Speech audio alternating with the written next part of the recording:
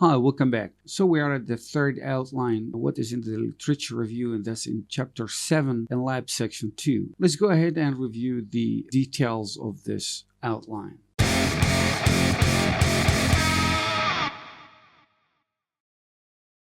So previously, we have established the image that is on the screen right now. We said that the problem is in education, and such a problem, a dropout in education field, it isn't new. That's why we have come to the conclusion we're going to deduct. That was the structure of our research. And we know now our participants or the subject of the research are adults and a lifelong trainees. So that makes our search in the literature review way more easier, since we know what exactly we are going to search for. So as we have discussed some of the skills that helps you to actually search inside the literature review, that means within the content of previous research in the form of articles, draft works, books, whatever other materials are available in literature review that might help you to narrow down on possible number of variables or factors that might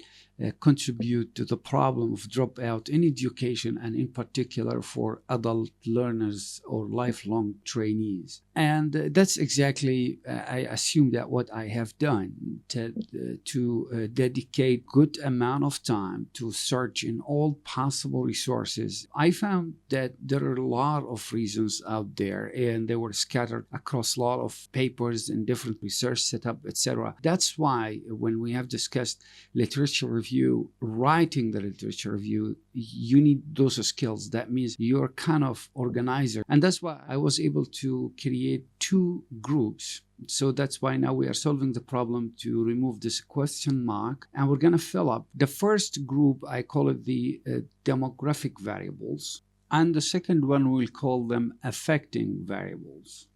So now we know that inside this box, which have a kind of 2 group of variables, contribute to the problem of dropout. 2 important things that tell us about those demographic variables.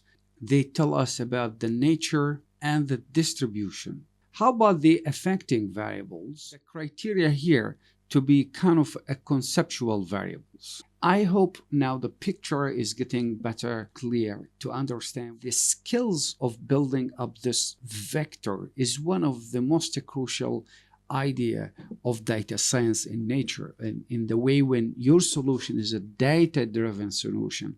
This is what we do. We need to have hand on this vector that we think is contributing to the phenomena under investigation, in this case the dropout. Now that was the end of this outline, and since this image have come to a clear illustration, we are ready now to go and further our investigation to the next outline, and that is to discuss the framework implementation. I will see you then.